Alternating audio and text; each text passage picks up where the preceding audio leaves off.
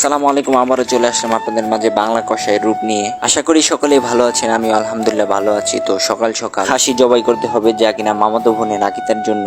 আর হাঁস মুরগি গরু ছাগল জবাই হবে, বাংলা কষাই সেখানে উপস্থিত থাকবে না, তা তো হতেই পারে না। তাই তো সকালবেলা প্রস্তুত হয়ে গেলাম খাসি জবাই করার জন্য। তো সর্বপ্রথম কিছু কলা পাতা কেটে নিতেছি, যার উপর মাংসগুলো রাখবো। কারা কারা ছোটবেলা আমাদের মতন জুলাপাতি খাওয়ার জন্য কলা পাতাকে প্লেট বানাইছেন, তারপরে বৃষ্টির মধ্যে ছাতা বানাইছেন। আমি খুবই দুঃখিত, ভিডিওর সবগুলো স্কিপ ভালো করে নিতে পারিনি, কারণ আমরা দুইজন ছিলাম, ক্যামেরা ধরার জন্য কেউ ছিল না, তাই সবগুলো স্কিপ ভালো করে নিতে পারিনি। তো খাসি জবাই করা শেষ। খাসিটার চামড়া চুলার ভিডিও একেবারেই করতে পারিনি।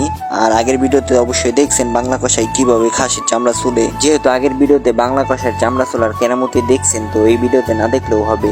এই খাসিটাকে এইভাবে ঝুলতে দেখে ছোটবেলায় আমার নানুর একটা বকরি ছিল, তো সেটার কথা মনে পড়ে গেল। আর সেই বকরিটা দুধ দিত, তো আমরা খালতো মামতো মিলে নানুরে না বলে চুরি করে কাঁচা দুধই খেতাম। বাড়ি বা পাতিলে কখনোই দুধ দোয়াইতাম না, কারণ দুধ দোয়াইলে অবশ্যই শব্দ হয়, আর এই শব্দ শুনে যদি কেউ চলে আসে, তাই তো আমরা অন্য পদ্ধতিতে দুধ খাইতাম। তো এই কথাটা যখন আমাদের মনে পড়ছে, তো আমরা তো হাসতে হাসতে একেবারেই শেষ। তো কোন পদ্ধতিতে দুধ খেতাম সেটা আর বললাম না, কারণ এখন বড় হয়েছি, শরম পাই। আর আপনারা অবশ্যই বুঝতে পারছেন যে দুধ দোয়ানো ছাড়া আমরা কিভাবে দুধ খাইছি। যারা যারা এই পদ্ধতিটা কাজে লাগান নাই, অবশ্যই মিস করছেন। এখনো চাইলে কাজে লাগাইতে পারেন। মাঠে ঘাটে বকরি দেখলে মুখ দিয়ে দিবেন, শুধু খেয়ে চলে আসবেন না, মালিককে বলবেন যে ভাই আপনার দুধ দোয়াইতে কষ্ট হয়, তো আমি নিজে নিজেই খেয়ে নিলাম, আর টাকাটাও সুন্দর করে দিয়ে আসবেন। তো দেখতেই পারছেন দুইটা ঠ্যাং কেটে ফেলছি, এখন হচ্ছে বড়ি বের করার পালা। আর আসাদ জল্লারটা লিগে সবাই একটু দোয়া করবেন। মানুষ বলে আমার নাকি দয়া মায়া নাই, তাও একটু দোয়া করবেন আপনারা, জানি একটু দয়া মায়া হয়। তো খাসি কাটা শেষ করে চলে গেছিলাম বিলে শাপলা উঠানোর জন্য। তো মোটামুটি অনেকগুলা দেশি শাপলা উঠাইছি আমরা দুজনে মিলে। তো ভিডিওটা ভালো লাগলে অবশ্যই লাইক কমেন্ট করতে ভুলবেন না। ভালো থাকেন, টাটা,